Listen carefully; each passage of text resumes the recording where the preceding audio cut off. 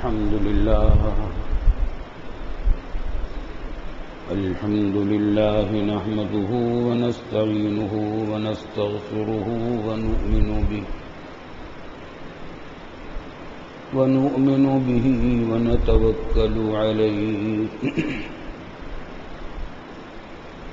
ونعوذ بالله من شرور أنفسنا ومن سيئات أعمالنا من يهده الله فلا مضل له ومن يضلله فلا هادي له ونشهد أن لا إله إلا الله وحده لا شريك له ونشهد أن سيدنا وسندنا ومولانا محمدا عبده ورسوله صلى الله تعالى عليه وعلى آله وصحبه أجمعين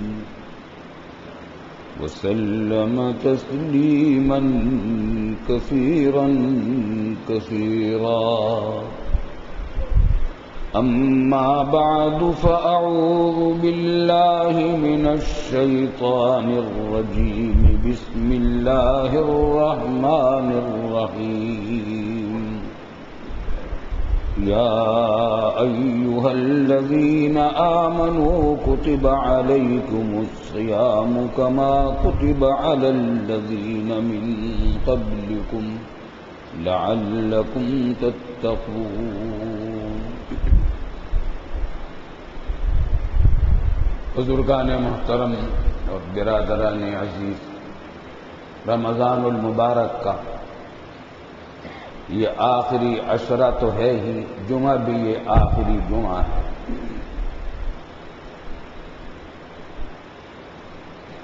میرا معمول رمضان میں یہ رہتا ہے کہ جو خطبہ عربی کا اس جمعہ کو پڑھا جانے والا ہوتا ہے، اسی میں جو احادیث یا آیات آ رہی ہیں انہی میں سے کسی آیت یا حدیث یا سب سے متعلق کچھ باتیں عرض کیا کرتا ہوں۔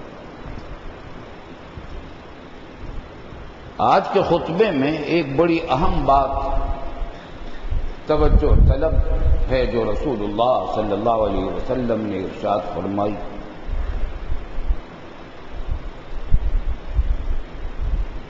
وہ حدیث آج پڑھی جائے گی اور وہ یہ ہے کہ وَرَغِمَ أَنْفُ رَجُلٍ دَخَلَ عَلَيْهِ رَمَضَانَ، ناک مٹی میں مل جائے ایسے شخص کی، یعنی ذلیل و خوار ہو جائے ایسا شخص جس کے اوپر رمضان آیا، پھر رمضان گزر بھی گیا، قبل اس کے کہ وہ اپنی مغفرت اللہ تعالی سے کرا لیتا۔ رمضان آیا اور گزر گیا، پھر بھی اس نے مغفرت نہ کروائی اللہ سے،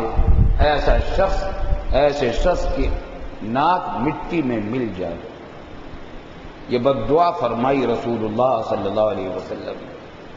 تاجدار دو عالم رحمت للعالمین صلی اللہ علیہ وسلم جو دعائیں دینے، انہوں نے ہمیشہ امت کو دعائیں دی ہیں، بلکہ کافروں سے گالیاں سن کر بھی ان کو دعائیں دی ہیں۔ ایسی ذات اقدس سراپا رحمت ہی رحمت بد دعا کر رہی ہے، تو سوچنے کی بات ہے، بد دعا کر رہی ہے ایسے شخص کے لیے جس نے رمضان پایا اور گزر گیا رمضان اور اپنی مغفرت نہ کروائی۔ کیا مطلب ہے کہ اللہ رب العالمین نے رمضان کا مہینہ ایسا دے دیا تھا کہ ہر ایک کے ہاتھ میں اس کی مغفرت دے دی، ہر ایک کو اس کا اختیار دے دیا تھا کہ اگر تم مغفرت کروانا چاہو تو کروا لو۔ دروازے چوپٹ کھول دیے تھے بخشش کے، مغفرت کے، معافی کے، اس کے باوجود اس نے رمضان میں کوئی بھی ایسا کام نہ کیا جس سے وہ اپنی مغفرت کرا لیتا، تو پرلے درجے کی بد نصیبی ہے۔ اور کیسی بد نصیبی کہ حضور صلی اللہ علیہ وسلم جیسی ذات سراپا رحمت وہ بد دعا کر رہی ہے، خاک آلود ہو جائے، ذلیل و رسوا ہو جائے۔ یہ بہت توجہ طلب بات ہے۔ اللہ کے فضل و کرم سے اس نے اپنے فضل و کرم سے ہمیں یہ رمضان کی دولت عطا فرمائی، اور قدم قدم پر چھوٹی سے چھوٹی عبادتوں پر مغفرت کے اور بخششوں کے وعدے فرمائے۔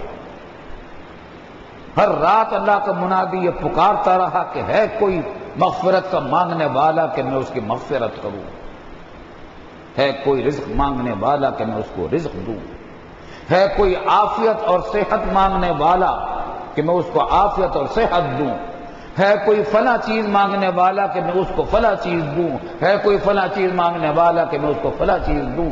کیا مطلب کہ اللہ کی طرف سے داد و دہش کے دروازے کھلے ہوئے تھے، مانگنے کی دیر تھی، مانگ لو مل جائے گا۔ اس کے باوجود رمضان گزر گیا اور اس بد نصیب نے اپنی مغفرت بھی نہ کر پائی۔ یہ بہت توجہ طلب بات ہے۔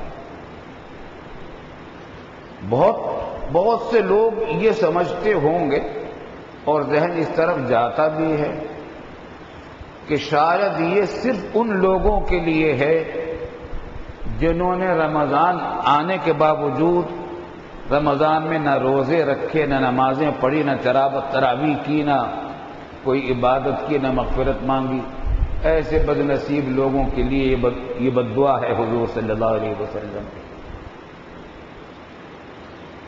لیکن خوب سمجھ لیجئے کہ صرف ان کے لیے نہیں، ان کے لیے بھی ہے، لیکن صرف ان کے لیے نہیں، بہت سارے نمازیوں اور بہت سارے روزہ داروں کے لیے بھی ہے، جنہوں نے روزے بھی رکھے، نمازیں بھی پڑھی، لیلۃ القدر میں بھی جاگے، پھر بھی مغفرت نہ کروائی۔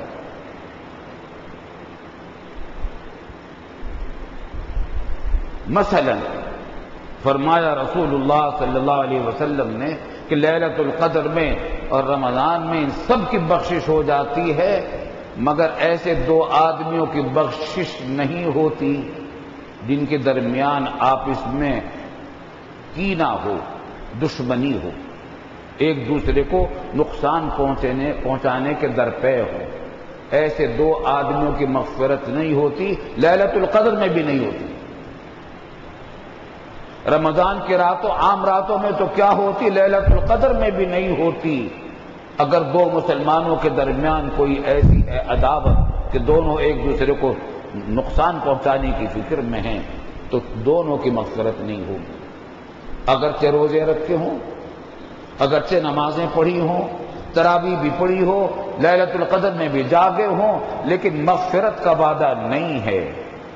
کہاں تو مغفرت کی یہ عام بارش کہ جو شخص روزے رکھ لے گا اس کے سارے گناہ معاف، جو رمضان میں تراویح پڑھے گا اس کے سارے گناہ معاف، جو لیلۃ القدر میں جاگے گا اس کے سارے گناہ معاف، اور کوئی اگر کسی روزے دار کا روزہ افطار کرا دے گا ایک کھجور سے تو پھر اس کے سارے گناہ معاف اور مزید ایک روزے کا ثواب۔ کہاں تو رحمتوں کی یہ بارش۔ لیکن کچھ بد نصیب ایسے ہیں کہ اس رمضان میں اس بارش کے اندر بھی وہ اپنے آپ کو اس بارش سے فیضیاب نہ کر سکے۔ ان میں سے دو یہ جو آپس میں دشمنی اور کینہ رکھتے ہیں۔ اب غور کیجئے، بات تو یہ چھوٹی سی معلوم ہوتی ہے، لیکن اس کے اثرات آج ہمارے پورے ملک میں جو مسلمانوں کے درمیان پھوٹ پڑی ہوئی ہے، گھر گھر لڑائی جھگڑے، ساس اور بہو کے جھگڑے ہیں، نند اور بھاوج کے جھگڑے ہیں، بھائیوں بھائیوں کے جھگڑے ہیں، پڑوسیوں پڑوسیوں کے جھگڑے ہیں، سیاسی جماعتوں کے جھگڑے ہیں، سیاسی تنظیموں کے جھگڑے ہیں، سیاسی گروپوں کے جھگڑے اور قتل و غارت گری ہے، اور سیاست کے کھلاڑیوں کے درمیان ایک دوسرے کو چت کرنے کی فکر ہے۔ یہ سب کیا ہے؟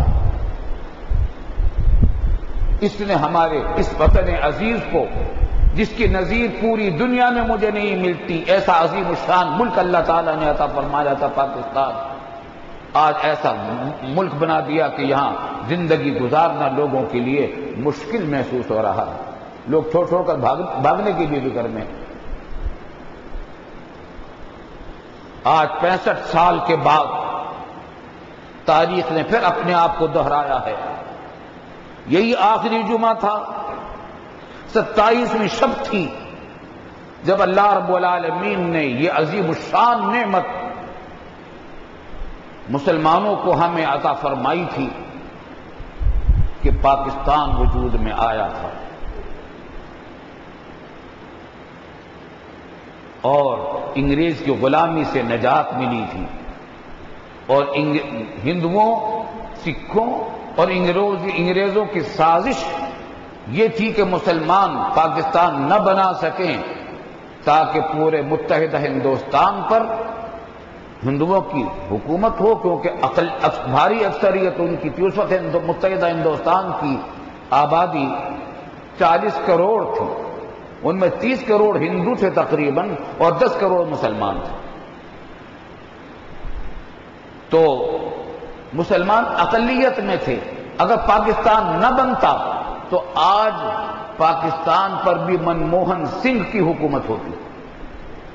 اللہ رب العالمین نے ان تینوں قوموں کی سازش کو ناکام کیا، ہندوؤں کی، سکھوں کی اور انگریز کی، اور مسلمانوں کے اتحاد کی وجہ سے اور مسلمانوں کی قربانیوں کی وجہ سے ان کو قبول فرما کر، ان کی مظلومیت پر رحم فرما کر، اور اس سے پہلے جو آزادی کے لیے قربانیاں دی جا رہی تھی 150 سال سے انگریز کی غلامی سے نجات حاصل کرنے کے لیے، ان قربانیوں کو قبول فرما کر پاکستان کا یہ تحفہ ہم کو عطا فرمایا، ایسا تحفہ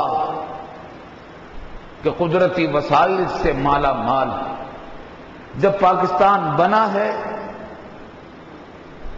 میں پہلے بھی شاید کہہ چکا ہوں، ہم نے پاکستان کے لیے نعرے لگائے تھے۔ میری عمر 12 سال تھی جب پاکستان بنا۔ ہم نے بچوں کے جلوس نکالے، ہم بچے تھے۔ اس زمانے میں کانگریس ہندوؤں کی جماعت تھی، مسلم لیگ مسلمانوں کی جماعت تھی، انہی کے درمیان ٹکراؤ تھا، اور ہم نے بچہ مسلم لیگ بنا رکھی تھی دیوبند میں دیوبند کا رہنے والا ہوں۔ جامع مسجد سے جمعہ کی نماز پڑھ کر ہم تقریباً 600 بچے ہوتے تھے، جلوس نکالتے تھے، نعرے لگاتے تھے، لے کے رہیں گے پاکستان، دینا پڑے گا پاکستان، بٹ کے رہے گا ہندوستان، بن کے رہے گا پاکستان، سر سینے پہ گولی کھائیں گے، پاکستان بنائیں گے، اپنا سر کٹائیں گے، پاکستان بنائیں گے، خون کی ندیاں بہائیں گے، پاکستان بنائیں گے۔ پاکستان کا مطلب کیا؟ مسلم مسلم بھائی بھائی، مسلم مسلم بھائی بھائی۔ پاکستان کا مطلب کیا؟ لا الہ الا اللہ۔ یہ نعرے تھے ہمارے، اور ایسے نعرے تھے بچپن کی باتیں یاد رہتی ہیں، اب تو کل کی بات بھی یاد نہیں رہی۔ یہ نعرے ہمیں ایسے ازبر یاد ہیں، ہم نے مسلسل یہ نعرے لگائے ہیں۔ اور پھر مسلمانوں کا جو قتل عام تقسیم ہند کے موقع پر ہندوؤں نے کیا ہے، وہ سب مناظر بھی ہمارے سامنے کے ہیں۔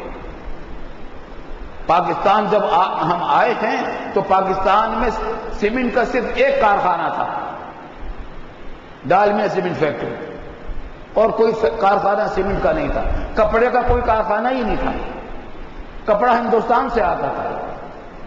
بالکل صنعت کے اعتبار سے بالکل صفر تھا پاکستان، زرعی اعتبار سے زمینوں پر قبضے تھے ہندوؤں کے، اور مسلمان ہاریوں کی زندگی گزارتے تھے۔ مالکان زمیندار وڈیرے ہندو تھے زیادہ تر.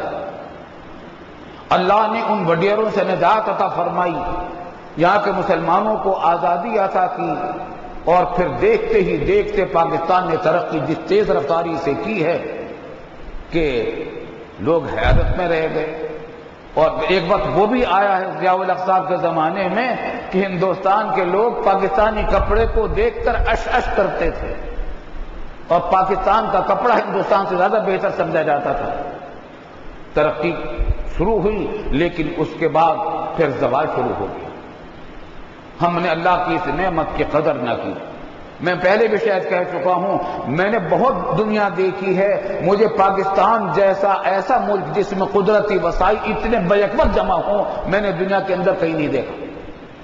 میں نے امریکہ بھی ایک کنارے سے دوسرے کنارے تک دیکھا ہے، چائنا بھی ایک کنارے سے دوسرے کنارے تک دیکھا ہے، جاپان بھی دیکھا ہے، یورپ کے 1 درجن سے زیادہ ممالک بھی تقریباً دیکھے ہیں، افریقہ کے ممالک بھی دیکھے ہیں، ایشیا کے بھی سارے ترقی یافتہ ممالک اور پسماندہ ممالک دیکھے ہیں.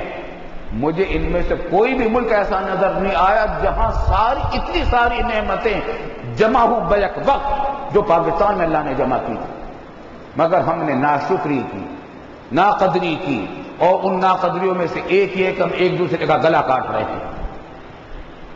اور آج کسی کی جان و مال اور آبرو محفوظ نہیں ہے. یہ کیا ہے؟ 2 آدمیوں کے درمیان رنجش اگر ہو، ایسی رنجش کہ دونوں ایک دوسرے کو نقصان پہنچانے کی فکر میں ہوں، تو ان کی مغفرت رمضان میں بھی نہیں ہوتی. بتائیے پھر جب رمضان میں بھی مغفرت نہ ہو، لیلۃ القدر میں بھی مغفرت نہ ہو، تو پھر ہمارا ٹھکانہ کہاں ہوگا؟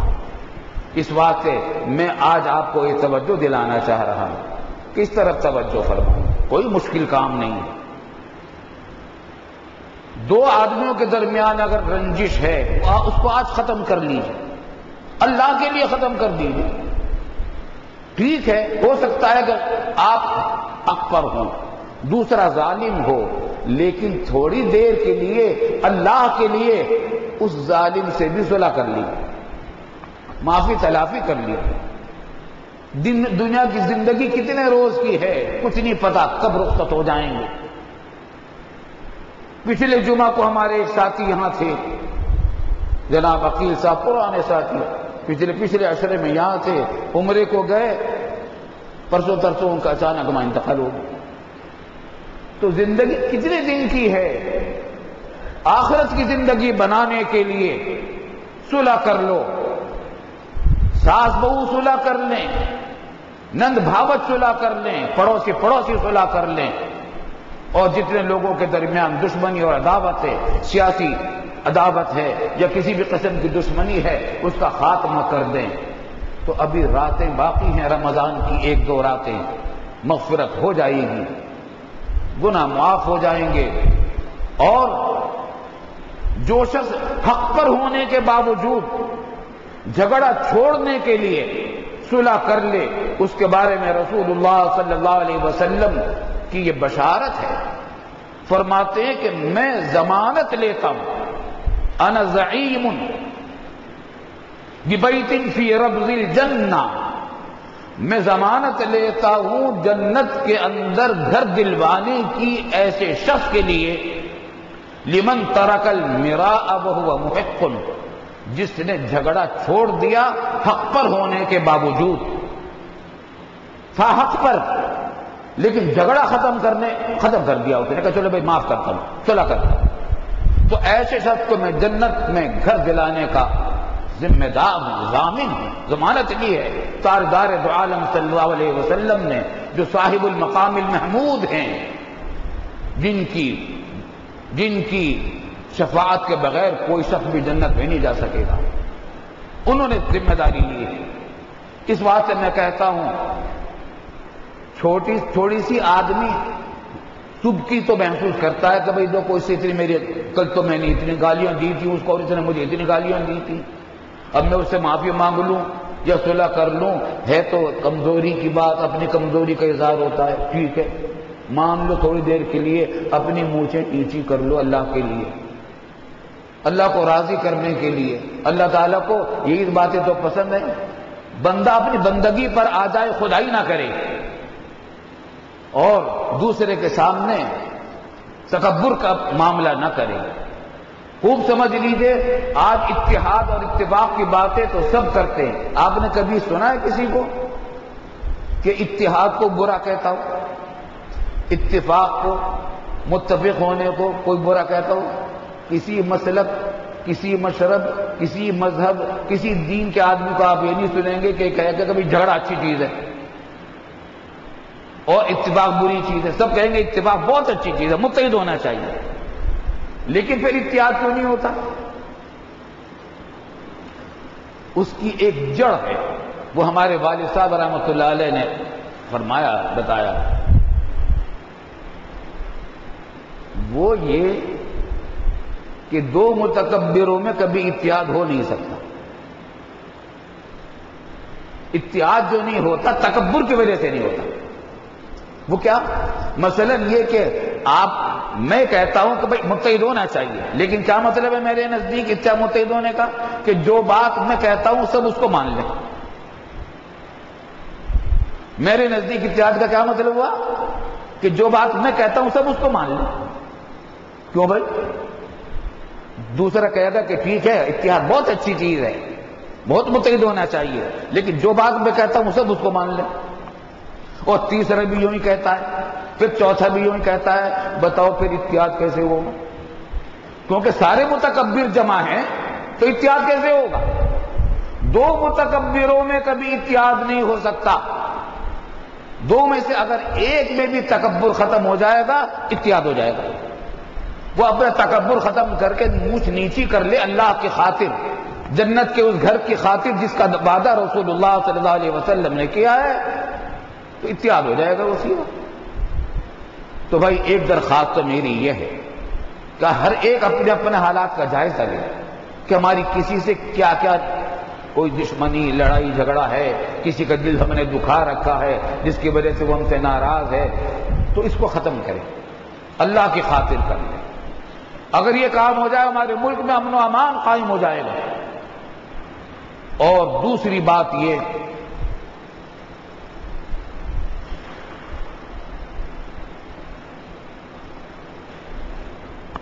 کہ رمضان کی راتیں ہیں، دعاؤں کی قبولیت کے وعدے ہیں. جو کچھ مانگو گے دیا جائے گا، جو کچھ مانگو گے دیا جائے گا. لیکن ایک حدیث اور ہے جو لرزا دینے والی ہے،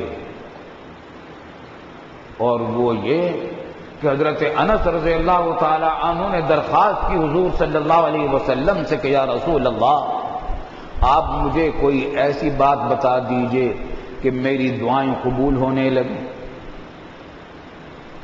میری دعائیں قبول ہوا کریں. تو آپ صلی اللہ علیہ وسلم نے فرمایا کہ اطب رزقہ کا، تو جب دعوت ہو اپنے رزق کو پاک کر لو حرام سے، تو تمہاری دعائیں قبول ہونے لگیں. اطب رزقہ کا، اپنے رزق کو پاک کر لو، اور تو جب دعوت ہو تو تمہاری دعائیں قبول ہونے لگیں گی.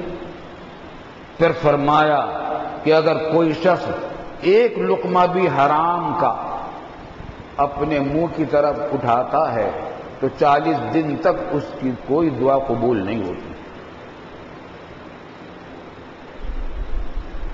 40 دن تک. رمضان تو بیچارہ 30 ہی دن کا ہوتا ہے، لیکن اگر کسی نے ایک لقمہ حرام کا اٹھایا ہے تو 40 دن تک نماز قبول نہیں ہوتی. یہ لرزا دینے والی بات ہے یا نہیں؟ آج ہمارے معاشرے میں اس کا اہتمام کون کر رہا ہے کہ میرے گھر میں حلال ہی پیسہ آئے، حرام نہ آئے؟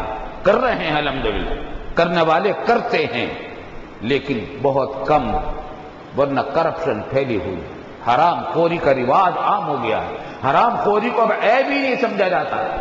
رشوت بھی چل رہی ہے، جس میں ہے کہ رشوت دینے والا بھی جہنم میں، لینے والا بھی جہنم میں، اور دونوں کے درمیان جو دلالی کرے وہ بھی جہنم میں.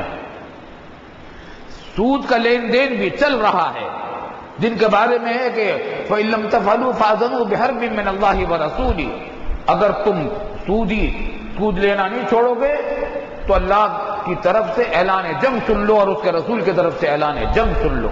ہم نے اعلان جنگ تو اللہ کے ساتھ کر رکھا ہے، اگر خدا نہ خواستہ ہم سود کھا رہے ہیں تو تجارت کے اندر جھوٹ، وعدہ خلافی، جھوٹے وعدے، بد عہدی، یہ چاروں علامتیں منافق کی قرار دی گئی حدیث میں۔ جھوٹ بولنا، وعدہ خلافی کرنا، بد عہدی کرنا علامت منافق کی قرار دی گئی ہیں، اور یہ ہمارے ہاں پھیلا ہوا ہے۔ تجارت کے اندر، ملازمتوں کے اندر، مزدوریوں کے اندر، ٹھیکیداریوں کے اندر پھیلا ہوا ہے جھوٹ، جھوٹے وعدے، وعدہ خلافی اور بد عہدی، معاہدہ کر لیتے ہیں اس کے خلاف کرنا، یہ منافقوں کی علامت قرار دی رسول اللہ صلی اللہ علیہ وسلم۔ اور چوتھی ایک علامت بیان فرمائی کہ کسی سے اختلاف ہو جائے تو اس میں حد سے آگے تجاوز کرے آدمی۔ اگر لڑائی ہو، کسی سے ناراضگی ہو جائے، ایک حد تک رہے، کسی نے آپ کو ایک گالی دی ہے تو بہتر تو یہ کہ آپ اس کو معاف کر دیں، لیکن زیادہ سے زیادہ یہ بات بھی کہ آپ اس کو اتنی گالی دے دیں۔ لیکن ہمارے یہاں تو ایک گالی کا جواب ہے کہ تو گدھا، تیرا باپ گدھا، تیرا باپ دادا گدھا۔ جب تک باپ دادا کی تک خبر نہ لے اس تک ایک گالی کا جواب نہیں ہوتا۔ تو یہ ساری علامتیں منافقوں کی جمع ہیں، اور ہم دعوے دار ہیں کہ مسلمان ہیں۔ رمضان کے اندر بھی ملاوٹ دودھ کے اندر چل رہی ہے، کھانے پینے کی چیزوں میں چل رہی ہے، رشوت ستانی بھی عام ہے، بھتہ خوری چل رہی ہے، پرچیاں مل رہی ہیں، پرچی میں گولیاں رکھی ہوئی مل رہی ہیں، گولی کہ اتنے روپے لا دو اور ورنہ اتنے لاکھ روپے دے دو۔ بچوں کے اغوا بھی ہو رہے ہیں، بڑوں کو کے اغوا بھی ہو رہے ہیں، کرنے والے کون ہیں؟ مسلمان ہیں۔ تو کس واسطے ہو رہا ہے؟ حرام خوری کے لیے۔ ملازمت کرتے ہیں، ڈیوٹی پوری نہیں دیتے، تنخواہ پوری لے لی، ڈیوٹی پوری نہیں دی، وقت میں چوری کر لی۔ مزدوری کرتے ہیں 6 گھنٹے کی یا 8 گھنٹے کی اگر اجرت ہے طے، اجرت تو پوری لے لی اور ان 6 گھنٹوں میں سے 1 گھنٹہ کاٹ لیا، آدھا گھنٹہ کاٹ لیا، اس کی جو اجرت ہے وہ ایسی ہے جیسے کہ خنزیر کا گوشت، سور کا گوشت، کیونکہ آپ نے پیسے اس چیز کے لے لیے جو آپ نے چیز دی نہیں، آپ نے اپنا وقت اور محنت فروخت کی تھی اس کے ہاتھ۔ تو یہ ایسا ہی جیسے کہ ناپ تول میں کوئی کمی کرے، اور قرآن کریم میں عذاب کی خبر دی گئی ہے ناپ تول میں کمی کرنے والوں کے لیے۔ ایک سورت ہی اس جملے سے شروع کی گئی ہے کہ وَيْلٌ لِّلْمُطَفِّفِينَ، عذاب ہے، ہلاکت اور بربادی ہے ان لوگوں کے لیے جو ناپ تول میں کمی کرتے ہیں۔ تو آج ہمارے یہاں حرام خوری کا رواج ہے۔ اب رشوت کو تحفہ سمجھ کر دیا جا رہا ہے، لیا جا رہا ہے، ہدیہ سمجھ کر دیا اور لیا جا رہا ہے، عام رواج ہے۔ اب بتائیے توبہ دعائیں کیوں کیسے قبول ہوں؟ لوگ کہتے ہیں صاحب کسی نے ہم پر جادو کروا دیا ہے، سفلی عمل کروا دیا ہے۔ صاحب ایک درخواست ہے، بھئی کیا ہے کہ جس کاروبار میں بھی ہاتھ ڈالتا ہوں کامیابی نہیں ہوتی، گاہک آتے ہیں چلے جاتے، بندش کرا دی کسی نے۔ بچیوں کے رشتے آتے ہیں، بات ہونے لگتی ہے، پھر وہ رشتے واپس چلے جاتے ہیں، بندش کرا رکھی ہے رشتوں پر۔ ہے یہ سب قصے، گھر گھر قصے چل رہے ہیں، نہیں چل رہے ہمارے معاشرے میں؟ بے شمار لوگ صاحب ہمیں بندش کرا دی، تجارت میں بندش ہو گئی ہے، جس جگہ ملازمت کی درخواست دیتا ہوں ملازمت نہیں ملتی، بندش کرا دی ہے کسی نے۔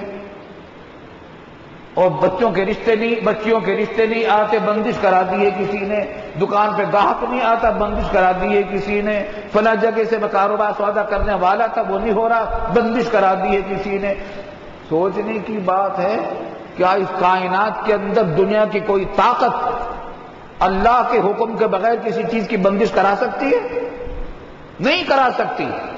ہاں جادو میں بھی اثر رکھا ہے اللہ نے، تو اللہ، لیکن جادوگر کا اثر بھی جب بھی ہوگا جب اللہ نے اس کو اثر کرنے کا موقع دے دیا ہوگا۔ وہ کس طرح ہوتا ہے؟ جادو بھی حرام، اور جو شخص جادوگری کرتا ہے وہ ظلم کرتا ہے، بدترین گناہوں میں سے ایک گناہ کبیرہ ہے۔ لیکن جس پر کرتا ہے اس پر بھی اللہ تعالیٰ ہی کی وجہ سے کرتا ہے، تو اس نے کوئی ایسے گناہ کر رکھے ہوں گے جن کی وجہ سے اللہ تعالیٰ اس ظالم سے دوسرے ظالم کو سزا دلواتا ہے۔ قرآن کریم میں فرمایا وَكَذَلِكَ نُوَلِّي بَعْضَ الظَّالِمِينَ بَعْضًا، ہم اسی طریقے سے مسلط کیا کرتے ہیں بعض ظالموں کو بعض ظالموں پر۔ تو جادو کرنے والا بھی ظالم، اور جس پر جادو کیا گیا وہ بھی ظالم تھا، اسی بات سے تو جادو نے اثر کر دیا اس کے اوپر۔ اگر ظالم نہ ہوتا تو اثر نہ ہوتا، یا اگر ہوتا بھی تو جلدی ختم ہو جاتا۔ کوئی کہے گا کہ حضور صلی اللہ علیہ وسلم پر بھی تو جادو کیا گیا اور اثر ہوا تھا، پھر آپ نے عمل فرمایا اور اثر ختم بھی ہو گیا، تو ایسا ہوتا ہے، ہو جایا کرتا ہے، لیکن زیادہ باقی نہیں رہتا۔ دعاؤں سے اللہ تعالیٰ کے فضل و کرم سے، توبہ اور استغفار سے ٹھیک ہو جاتا ہے۔ اب حل کیا ہے بھائی؟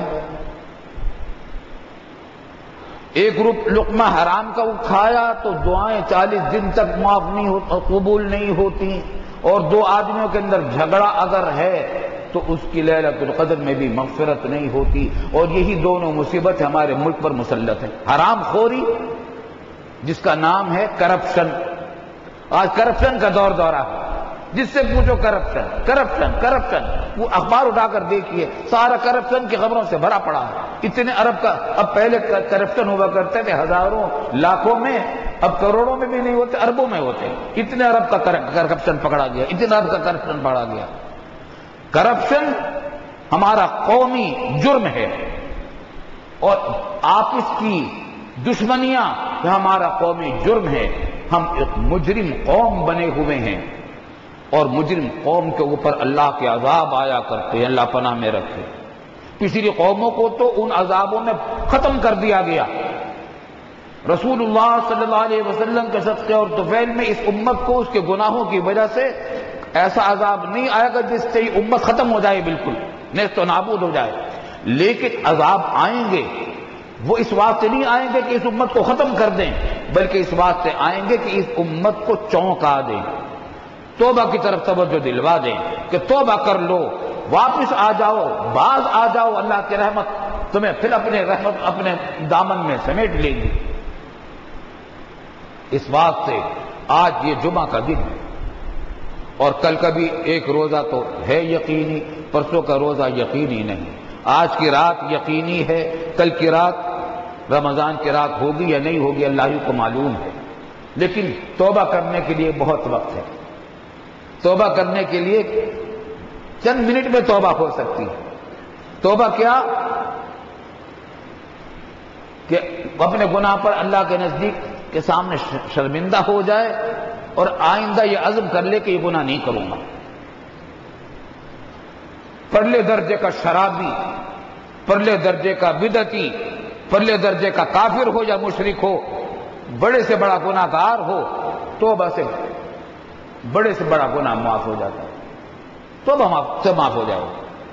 حکیم الامت حضرت تھانوی رحمۃ اللہ علیہ فرمایا کرتے تھے کہ لوگ سمجھتے ہیں کہ اللہ کا ولی ہونا بہت مشکل کام ہے۔ کوئی بھی مشکل نہیں، ابھی بیٹھے بیٹھے اللہ کے ولی بن سکتے ہو۔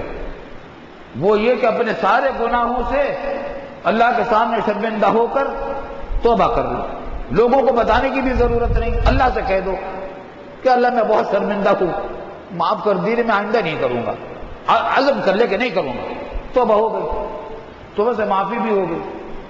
توبہ باقی دعاؤں کی طرح نہیں ہے کہ پتہ نہیں قبول ہوگی یا نہیں ہوگی، توبہ ہر ایک کی قبول ہوتی ہے، ہر حالت میں قبول ہوتی ہے، توبہ کر لے آدمی۔ بلکہ توبہ کی قبولیت میں شک کرنا بھی جائز نہیں ہے، توبہ آپ کر لیں گے گناہ سے اسی وقت پاک ہو جائیں گے۔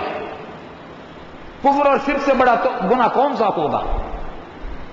70 سال کا 80 سال کا کافر بھی توبہ کر لے کفر سے اور کلمہ طیبہ صدق کے دل سے پڑھ لے، اس کا سارے گناہ معاف ہو جاتے ہیں۔ تو ہم تو الحمدللہ ایمان والے ہیں، ہمارے سے گناہ بہت ہوئے ہیں، ہم توبہ کر لیں،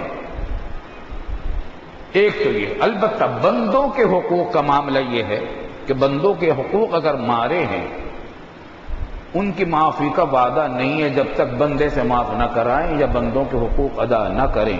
تو اس کے بارے میں اتنا کر لیں کہ اب پکا ارادہ کر لیں کہ جن لوگوں کے حقوق میں نے مارے ہیں یا دل دکھایا ہے، نقصان پہنچایا ہے، میں اس کی تلافی کی مرتے دم تک کوشش کروں گا، اور کوشش میں لگا رہے۔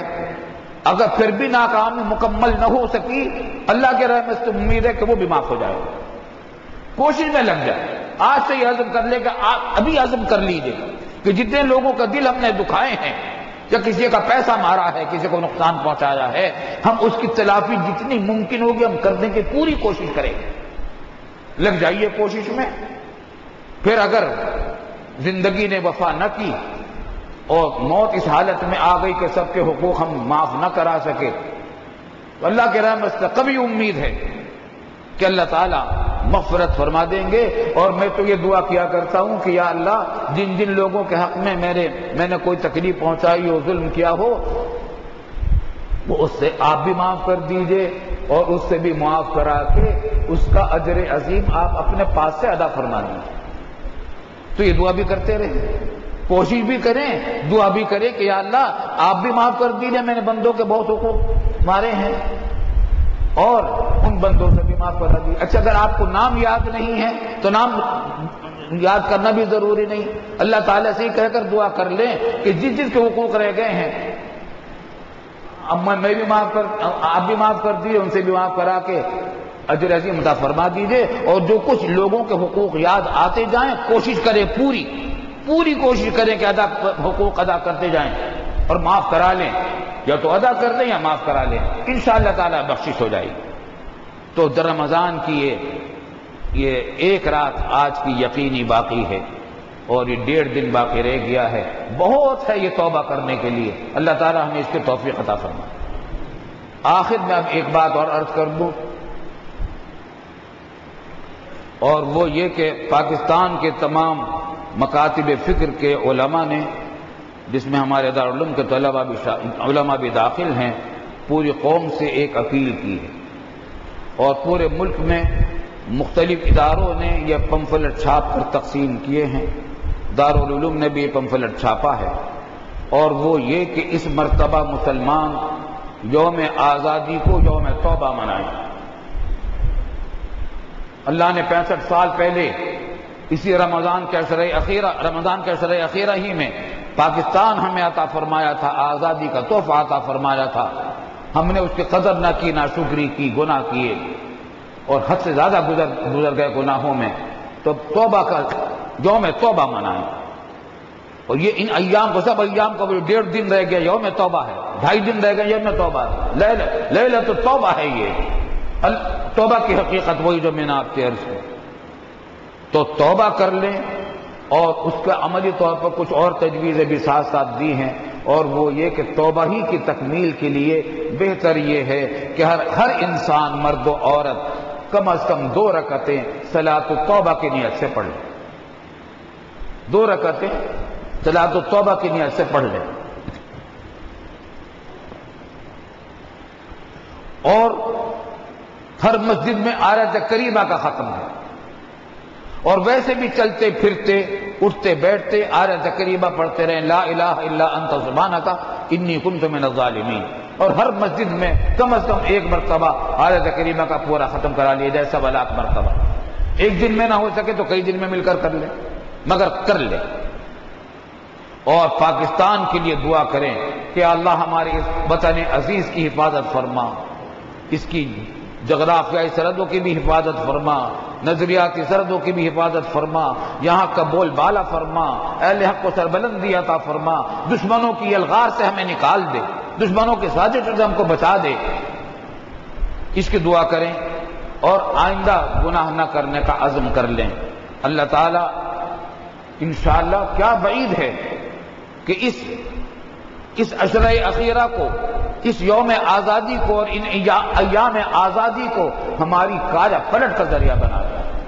اگر پوری قوم توبہ میں لگ جائے گی، بالکل انشاءاللہ یہ سارے عذاب ٹل جائیں گے۔ کتنے عذاب آ رہے تھے، زلزلے آئے، سمندری طوفان آئے، بارشوں کے طوفان آئے، سیلاب پانی کے آئے، مہنگائی کا طوفان آیا، لوڈ شیڈنگ کا طوفان ہے، اور قتل و غارت گری کا طوفان برپا ہے، دشمنوں کی سازشیں ہیں، سارے عذاب ہیں اللہ تعالیٰ کی طرف سے بھیجے ہوئے چونکانے کے لیے کہ توبہ کر لو۔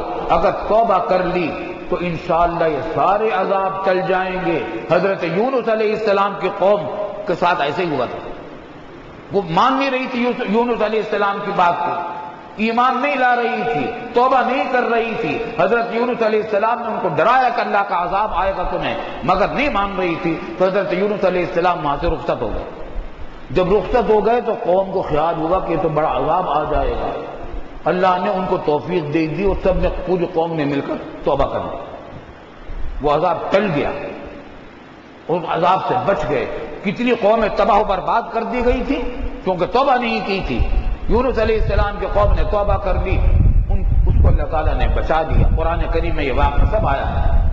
تو کیا بعید ہے کہ ہم سب مل کر اگر توبہ کر لیں سارے گناہوں سے تو ہمارا بیڑا پار ہو جائے، اور یہ 65 سال کے بعد جو ایام آزادی اللہ نے ہمیں دیے ہیں، ان ایام آزادی کو ہماری کھائے پلٹ کا ذریعہ بنا دے۔ اللہ تعالی ہمیں اس کی توفیق عطا فرمائے۔ وآخر دعوانا ان الحمدللہ رب العالمین۔ آخری ایک بات اور کہ عید دارالعلوم میں کراچی میں نماز عید الفطر انشاءاللہ 8 بجے ادا کی جائے گی، چونکہ آج کل امکان ہے بارشوں کا، اگرچہ بارش نہیں ہو رہی، دعا بھی کرنی چاہیے اللہ تعالیٰ باران رحمت بھیج دے، لیکن امکان بھی ہے۔ اس واسطے عید الفطر اس مرتبہ بھی 2 سال کی طرح، پچھلے 2 سال کی طرح انشاءاللہ اسی مسجد میں ادا کی جائے گی۔ مسجد کے تہخانے میں بھی جگہ ہے، چھتوں پر بھی جگہ ہے، اللہ تعالیٰ اس کو خیر و عافیت کے ساتھ کروا دے۔ اور ایک بات مسجد سے متعلق ہے کہ تعمیرات کو آپ دیکھ رہے ہیں اللہ کے فضل و کرم سے اب تکمیل کے قریب پہنچ گئی ہیں، اس میں کچھ کام باقی ہے، اور مینار کی تعمیر شروع ہے۔ یہ 24 گھنٹے کا مؤذن ہے، مؤذن تو 5 وقت میں نمازوں کے لیے بلاتا ہے، اور یہ مینار 24 گھنٹے لوگوں کو مسجد کا راستہ بتاتا رہے گا۔ تو اس واسطے اس مینار کے تعمیر کے لیے بھی دعا بھی فرمائیے، اور اس میں اللہ تعالیٰ جس کو توفیق دے حصہ لینے کی، اس کو وہ حصہ بھی لیں۔ اس کی فکر نہ کریں کہ خرچہ تو ہے کئی کروڑ کا، ہم اگر 5 روپے دیں گے تو کیا فائدہ ہوگا، نہیں، اخلاص کے ساتھ دیے ہوا 1 روپیہ بھی بہت قیمتی ہوتا ہے۔ اللہ کی رضا کے لیے دیجئے، مسجد کی تعمیر کے لیے، مینار کی تعمیر کے لیے، انشاءاللہ تعالی قبول ہوگا اور اس کا فائدہ ہوگا۔ اللہ تعالی ہم سب کو ان چیزوں کی توفیق عطا فرمائے۔ وآخر دعوانا الحمدللہ رب العالمین۔